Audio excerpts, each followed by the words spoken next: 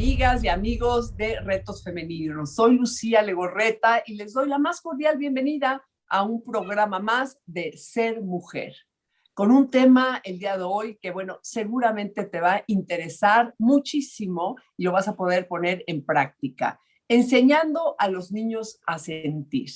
Y para ello quiero presentarles a nuestra invitada del día de hoy. Nos acompaña Macarena García González. Les voy a platicar un poquito de ella. Ella es periodista, tiene un magíster en estudios culturales por la Universidad de Maastricht, Países Bajos, y doctor en antropología social y estudios culturales por la Universidad de Zúrich, Suiza.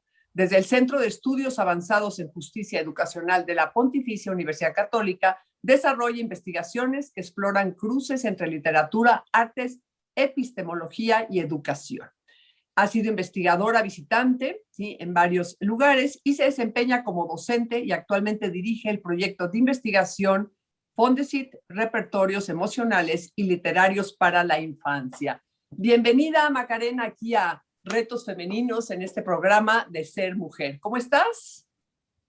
Muy bien, Lucía, muchas gracias por la invitación. Desde Santiago la tenemos por aquí y me encantó el tema, Macarena, enseñando a los niños a sentir. Yo sé que tú te has metido y de hecho lo estamos viendo aquí en tu libro, pues, y nos dices algo que a mí me sorprendió, ¿no? Que no es hasta la década de los 90 cuando empiezan a publicarse libros para niños, para niñas, pues sobre todo dirigidos, ¿no?, a este tema de emociones. Es un poco tarde, ¿no consideras esto? Porque, bueno, pues las emociones han existido a lo largo de toda la historia, pero les hemos puesto poca atención.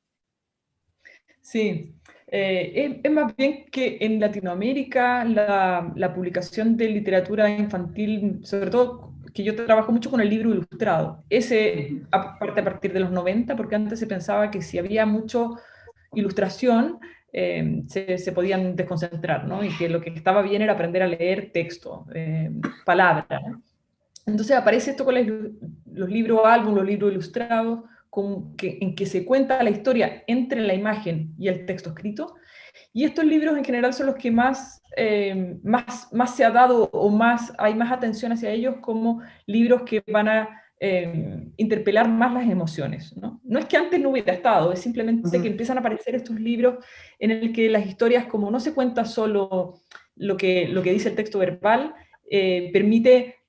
Hay todo un supuesto, ¿no?, que permiten, por ejemplo, leer mucho más las emociones de los personajes porque se nos están dibujando, porque los colores nos dan un estado de ánimo, y entonces empieza a aparecer mucha producción, pero eso yo diría que es ya mucho más reciente, de los últimos años, mucha producción, mucha edición de libros que van a hablar de distintos sentimientos y sobre todo de sentimientos como más difíciles, y que van a tratar de abordar esto a través de estas narrativas en que habla mucho con el silencio. Por eso digo que era importante lo de las imágenes, ¿no?, porque se habla mucho con el silencio de algunos temas considerados más complejos.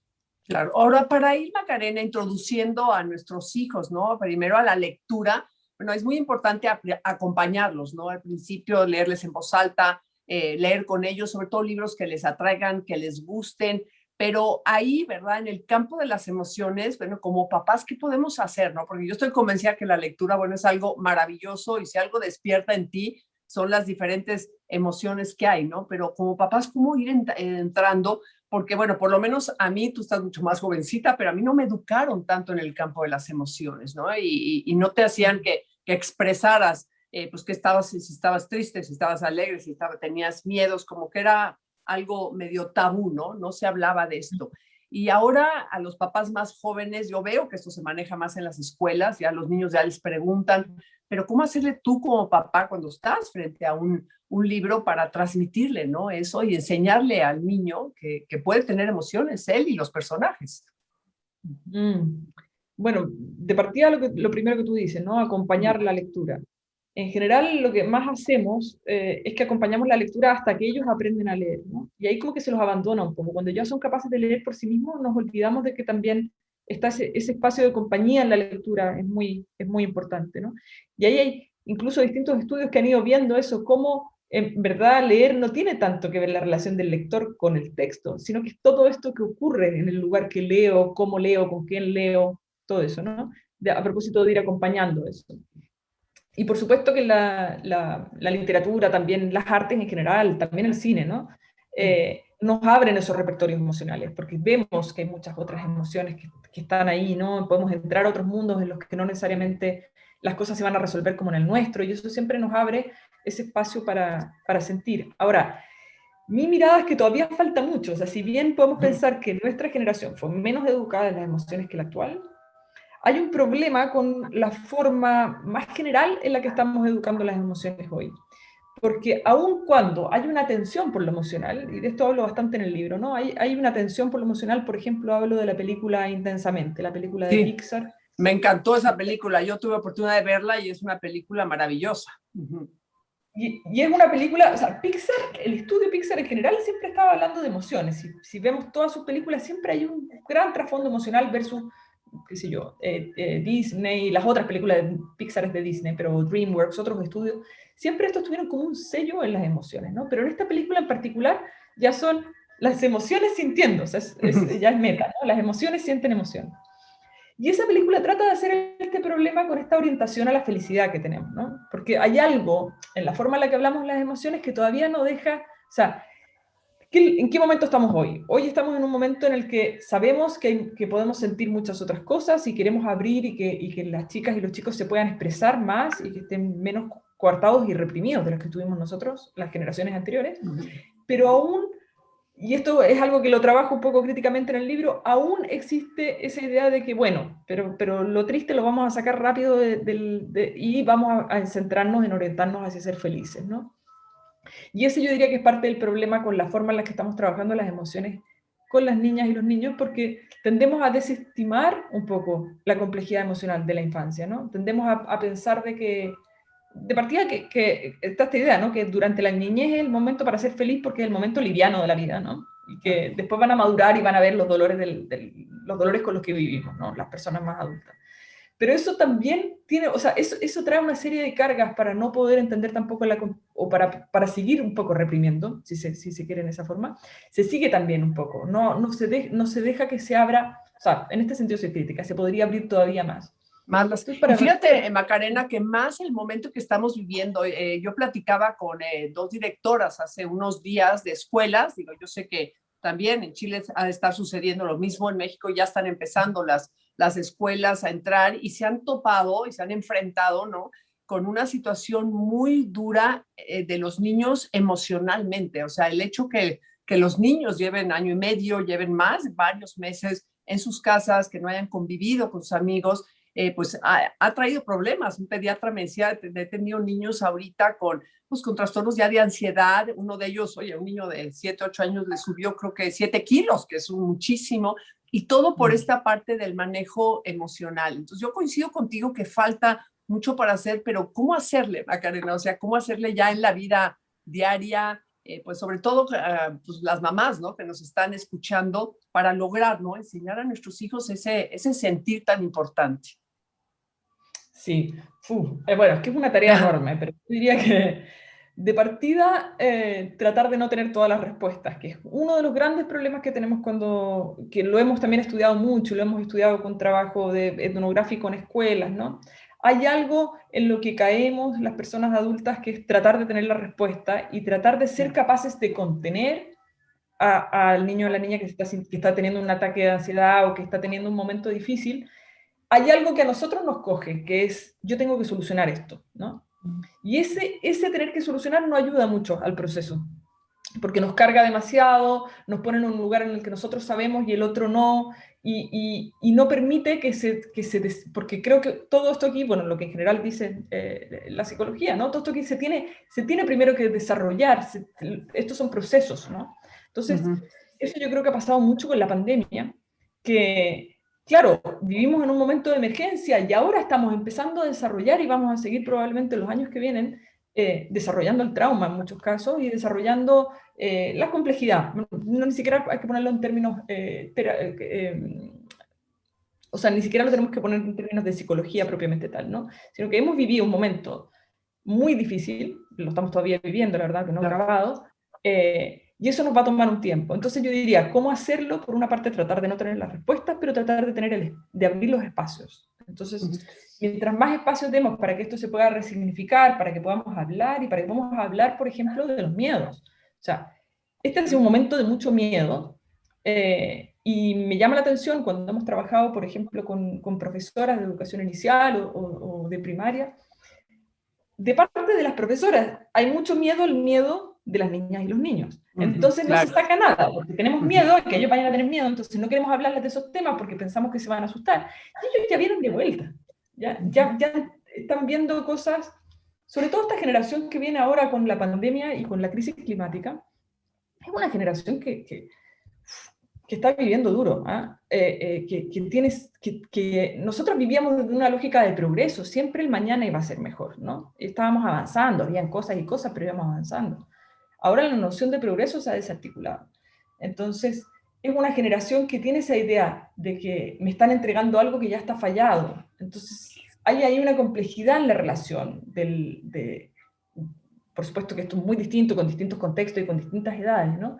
Pero quiero decir, eso más vale empezar a verlo, porque la impresión es que lo hemos guardado bastante debajo de la alfombra entonces claro, después nos estalla, ¿no? Porque no tenemos Claro, un ahora, momento para por irlo. un lado, perdón que te interrumpa, coincido contigo, es que es mucho más compleja la realidad a la que se están enfrentando los niños, pero por el otro lado, Macarena, digo, tú mejor que nadie sabes como que los niños son mucho más sencillos, ¿no? A la hora que tú les transmites, les hablas de una emoción, la sienten, lo hacen de una forma mucho más sencilla, porque tú, por ejemplo, en tu libro hablas del tabú que tenemos los adultos. Yo que veo ahorita, yo estoy en la etapa de mis nietos, ¿no? Que tienen ahorita 4 o 5 años, veo la sencillez cuando les enseñan todo este tema de las emociones o cuando expresan sus cosas, o sea, creo que es algo bueno que tenemos, que tienen los niños y que no tenemos los adultos, ¿no? No sé tú qué opines. Sí, sí, de Uh todas -huh. maneras, de Uh todas -huh. maneras. Yo he tratado aquí de poner la palabra complejidad porque creo que Sí. nosotros tendemos a simplificarlos a ellos también. Pero por otra parte, en esto que yo diría la expresión ya vienen de vuelta, ¿no? Como decimos en Chile. Nosotros vamos de ida, ya vienen de vuelta. O sea, hay algo en esa forma de ir, y lo hemos visto mucho en las investigaciones que hemos hecho, que son las que recogemos en el libro, que es, claro, por ejemplo, trabajamos con el tema muerte, trabajamos con un libro de muerte que era especialmente difícil, o sea, no lo hacía fácil, no era una muerte del abuelito que se convierte en estrella, una muerte muy inexplicable con un libro que termina muy difícil. Uh -huh. Y de parte de las personas adultas, e incluso de nosotras mismas como investigadoras, mucha atención con el libro. Cuando ese libro lo cogen los niños, se lo apropian, trabajan con él, nada de esto tan pesado que veíamos nosotras, al revés, es todo mucho más lúdico, se integra mucho mejor. Entonces, claro, yo diría que así en términos como me decías, como consejo, ese también, tener mucha confianza en sus propias capacidades para significar, resignificar, adaptarse, porque así como decimos, claro, este momento es un momento muy complejo para ellos. Por supuesto que no quiero decir al mismo tiempo algo, o sea, precisamente lo que dices tú, al mismo tiempo hay una capacidad enorme para adaptarse, ¿no? Y de parte de ellos y tal vez también de parte nuestra. Lo que pasa es que tal vez no estamos enfrentados tampoco a situaciones así.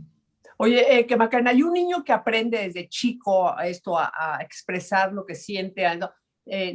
Será un joven que lo seguirá haciendo, porque luego llega la adolescencia y es otra cosa, ¿no? El demostrar una emoción, ya entra toda la cuestión pues de la autoestima, de la inseguridad. ¿Las investigaciones ustedes se han concentrado a niños o también se han ido un poco más hacia jóvenes? No, hemos trabajado solo con niños y niñas hasta 12 años, entonces tenemos un No, poco bueno, ese ya. Uh periodo, -huh. claro, ese último periodo que sería el de la preadolescencia Uh -huh. técnicamente, ¿no? Uh -huh. Yo diría que las generaciones, por supuesto esto varía un montón, pero en general las generaciones que vienen no tienen tanto rollo con esconder emociones. Creo que está mucho más aceptado y está mucho más visto también, que no tiene tampoco tanto esa separación entre la emoción y la razón que tenemos nosotros. Nosotros fuimos educados con la idea de que, a ver, la mente y después el cuerpo. Entonces, ¿qué hacíamos? Descuidábamos el cuerpo, ¿no? Después está la razón y la emoción. Hay que ser racional, no hay que dejarse llevar por las emociones a la hora de tomar una decisión. Eso diría que se está desarticulando muchísimo si uno ve a las nuevas generaciones y ve también la forma en la que se están armando nuevos relatos en general, ¿no? Nuevos discursos que vienen más desde una juventud. Y eso me parece muy sano, porque efectivamente las emociones son formas de razonar también, son formas de tomar decisiones, son formas de hacer juicio. No es un ámbito descontrolado, ¿no? Hay algo ahí que va orientando la acción, entonces tiene sentido y nuestra razón también es profundamente emocional. Entonces, diría bueno, que depende, por supuesto, de cada contexto, pero tengo la impresión que es una generación mucho más libre en ese sentido, que se topan probablemente con otros problemas asociados a esto, ¿no? Se habla mucho de generación de cristal, que todo les duele, que todo lo sienten, pero es probablemente que no nos aprendemos bien a comunicarnos, o no aprendemos bien a integrar lo emocional de una forma mucho más clave en nuestro día a día. Claro, a mí me encantaría que nos platicaras, ¿no? ¿Qué te llevó a escribir este libro? Y quiero hacer un paréntesis, el libro se llama Enseñando a sentir, repertorios éticos en la ficción infantil, aquí se lo estoy enseñando. Y quiero hacer un paréntesis porque tenemos 3 libros aquí de Macarena que me encantaría que nos escribieran ahorita, estamos en el Facebook de Retos Femeninos, y que nos dijeran, ¿no? ¿Qué haces tú para enseñar a tus hijos a sentir, ¿verdad? ¿Para qué? Pues para que podamos hacerte llegar uno de estos 3 libros que tan amablemente Macarena nos hizo llegar. ¿Qué te hizo, verdad, escribir este libro y qué van a encontrar las personas que acudan a él, que lo lean dentro de esa investigación? La principal motivación fue ver que había hay mucha demanda, ¿no? Por literatura que enseña a sentir propiamente tal, ¿no? Que eduque socioemocionalmente. Y eso empieza a aparecer también en la publicación de libros, pero también en las políticas públicas. En las políticas públicas, por ejemplo, empieza a aparecer mucho esta idea de que hay que leer para ser más empáticos, o para aprender a sentir y a manejar los sentimientos, ¿no?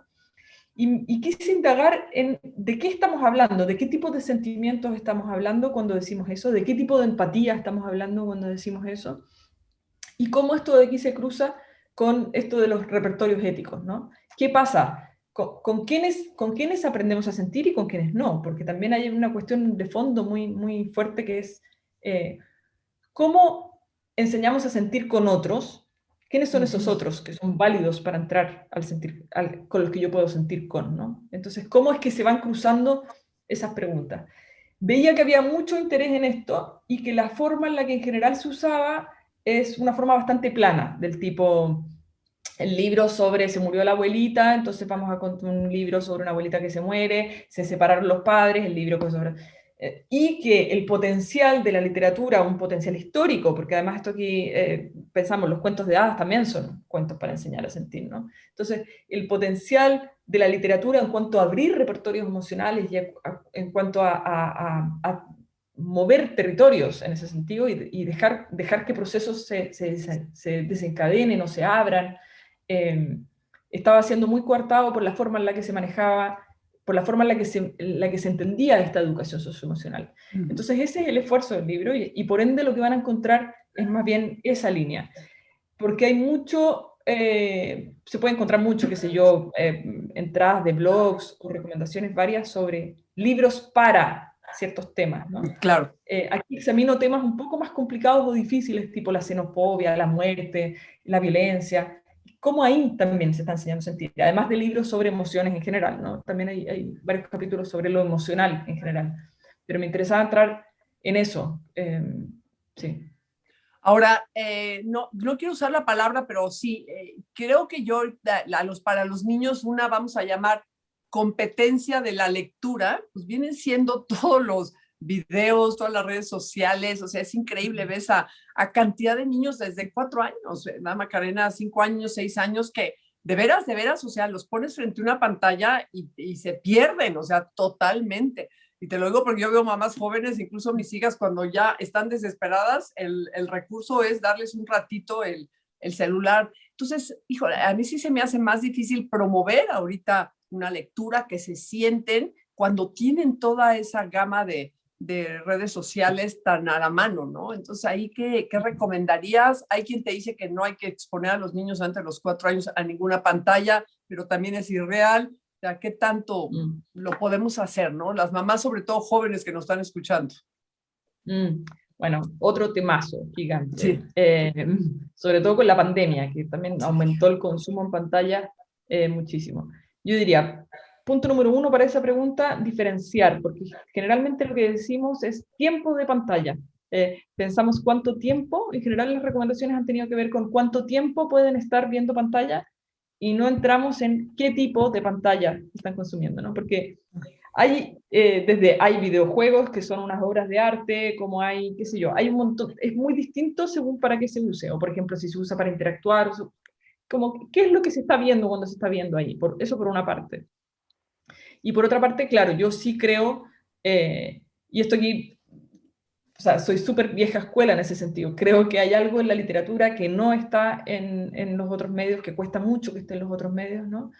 Esa capacidad para poder imaginar a partir de lo que estoy leyendo, esa inmersión que provoca, ¿no? Y que probablemente hablemos así del cine en un tiempo más. Tal vez en un tiempo más vamos a decir, el cine es maravilloso porque te permite estar concentrado durante 1 hora y media en una película, y eso ya no va a existir, porque lo que va a existir es siempre algo mucho más rápido, ¿no? El consumo de redes es mucho más rápido y es bastante desconcentrado en ese sentido.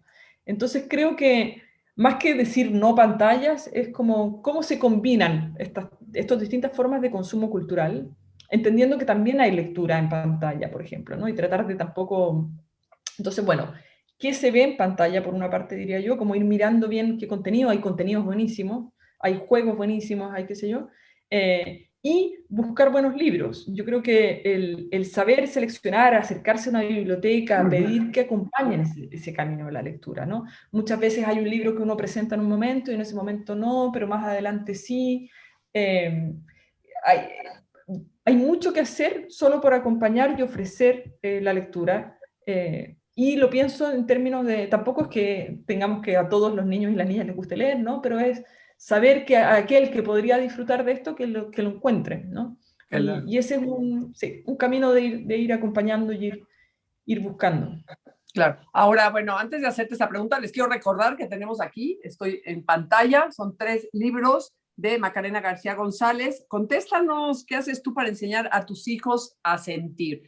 Pero ahora que estás hablando de esto, ¿no? De los papás, Macarena, yo creo que, bueno, pienso y estoy convencida de que el ejemplo es primordial, ¿no? Y aquí tienes 2 temas que a mí me parecen importantísimos. El primero de ellos es la lectura y el segundo son las emociones, ¿no? Y si como papás no logramos nosotros hacer esto, yo creo que difícilmente nuestros hijos lo harán, ¿no? Yo sí hay niños que les gusta más leer que a otros, pero si en tu casa nunca ni se leyó y las emociones se reprimieron, pues yo creo que difícilmente lo puedes hacer tú, ¿no? Entonces el ejemplo ahí, bueno, pues qué hacer, ¿no? Para los papás que nos forcemos, porque luego los primeros que estamos en redes sociales somos nosotros. Y créeme que el otro día una terapeuta infantil me dijo una cosa que me sorprendió, me dijo, mira, es increíble, pero un niño me trajeron que no gateaba, o sea, no podía gatear, ya estaba más grande y en el momento en que yo le puse un celular a 3 metros, empezó a arrastrarse, ¿no? Entonces, dices, estamos nosotros mismos poniendo el ejemplo, el mal ejemplo a nuestros hijos. ¿Qué nos recomiendas aquí sí a los papás hacer? Bueno, probablemente eso sí, dar el ejemplo, buscar... Claramente hay mucho con el tema de estar conectados todo el tiempo, ¿no? Ahora se habla mucho de tener periodos lo sano que es tener periodos de desconexión, ¿no? Y yo creo que ese tipo de cosas te permiten conectar con otras, pero en cuanto a o sea, conectar con, por ejemplo, con la lectura, si es algo, un espacio difícil. Supongo que también, bueno, no, eso lo voy a dejar ahí, pero digo, con respecto a las emociones hay algo interesante que es aprender a reconocer nuestras emociones cuando no son aquellas que quisiéramos, ¿no? Y aprender a decir, fallé en esto, me equivoqué, no sé por qué me dio tanta rabia esto y respondí de tan de mala manera, ¿no? Hay mucho en eso, en tratar de descentrar un poco ese lugar de la adultez como un espacio súper maduro en el que ya no nos vamos a equivocar más, ¿no? Eso yo creo que es fundamental en términos de ejemplo para poder ser autorreflexivos, que es finalmente no se trata solo de expresar las emociones, sino que se trata de poder ponerlas en un espacio de reflexión, ¿no?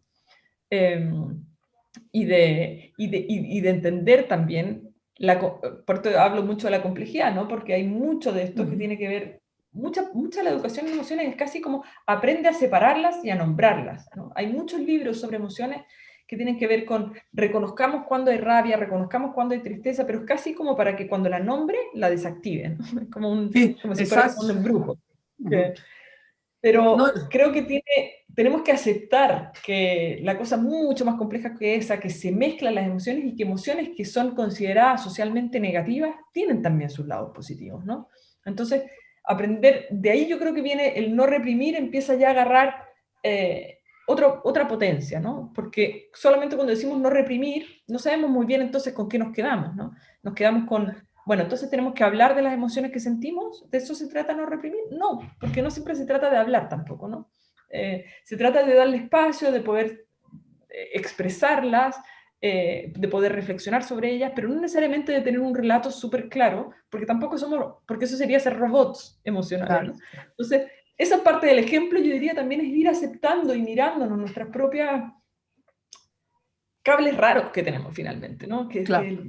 No, y se me hizo Nuestra muy propia interesante sí, sí, lo que tú apuntaste de que vivimos en una sociedad en que sí reconoce las emociones, entre paréntesis negativas, porque yo no creo que haya negativas, pero como que las tapa luego, o sea, decir, ok, tienes miedo, bueno, ya, tienes, ya, quítate, ¿no? O estás triste, quítate, ¿no? Y eso considero bien importante en la familia, ¿no? Pues en la familia también, a veces estamos tristes, a veces tienes miedo, pero como tú bien dices, ¿no? No nada más decirle, ponerle el nombre, sino realmente vivirlo y darle su tiempo, ¿no? Creo que todas las emociones tienen un tiempo. Uh-huh.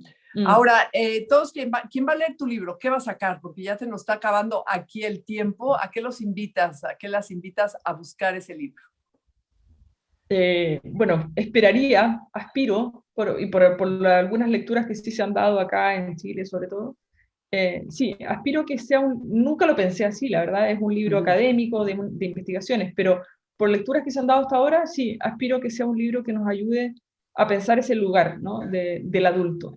Es un libro para adultos, no es un libro para niños, y quisiera que fuera un libro para que nos ayude a pensar tanto desde el lugar de padres y madres, como el lugar de docentes, o como el lugar del adulto en esta sociedad, porque en el libro hablo mucho, o va dando vuelta, por ejemplo, la idea del adultismo, que es un concepto bastante nuevo, en el sentido que se trata de poner como análogo al sexismo. Es difícil porque son cosas distintas, ¿no? No quiero hacer los análogos, pero como un concepto del que tendríamos que empezar a hacernos, que empezar a ver cómo se manifiesta en la cultura el adultismo, qué significa, qué tendríamos que hacer si no queremos ser adultistas, que no se trata de poner al niño o a la niña al centro y darle lo que quiere, ¿no? O sea, pero ¿qué significa eso? A ver, Entonces, ¿cómo aspiraría que definirías fuera... tú antes de que te me vayas el adultismo? Porque el sexismo sí yo leí tu capítulo y me queda claro, pero el adultismo, ¿cómo lo definirías? El adultismo sería la discriminación basada en edad que piensa que va a orientar todo hacia el adulto. Es decir, si eres un niño o una niña, te vamos a mirar en cuanto cómo te podemos transformar en el adulto del mañana, ¿no? Entonces hay algo que pasa mucho en la educación, por ejemplo, en que en vez de ver, y esto está pasando mucho en pandemia, ¿no? En vez de ver el bienestar de los niños y las niñas en la escuela hoy, lo que estamos todo el tiempo es qué es lo que tienen que aprender para mañana, pero finalmente es cómo se van a convertir en adultos, ¿no?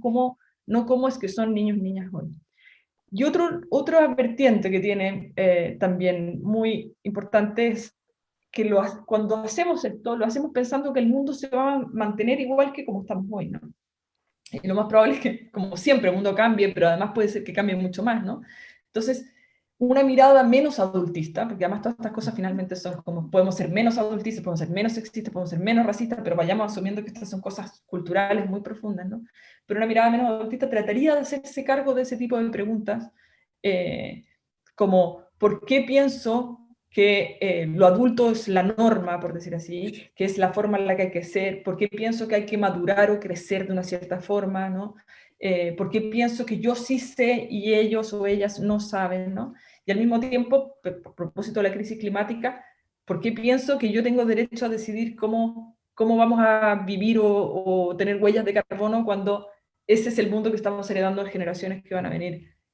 O sea, estamos heredándoles un mundo, ¿no? Entonces los deberíamos hacer más parte o deberíamos tener más esa relación con otras generaciones en este momento tan crítico, ¿no? Entonces, bueno, es complejo, pero es algo que debiéramos ir tratando de integrar en nuestra práctica, sobre todo en eso de tener razón, ¿no? Esa idea de que siempre tenemos la razón. Y sabes qué, hacemos con Macarena, eso? sí me gustaría y complementar, porque me parece importantísimo lo que estás diciendo. A veces hacemos que los niños y los jóvenes se brinquen ciertas etapas y todas las etapas de la vida son maravillosas. Y verá, el niño lo Mm, único que quiere es ser joven y el joven lo único que quiere ser es adulto. Y a veces dejamos de gozar, ¿no? Que el niño goce esa mm. etapa, que el joven disfrute su etapa y que también el adulto, o sea, cada quien y no estar como tú bien dices, nada más pensando, ¿no? ¿Qué es lo que queremos o qué prototipo de personas queremos?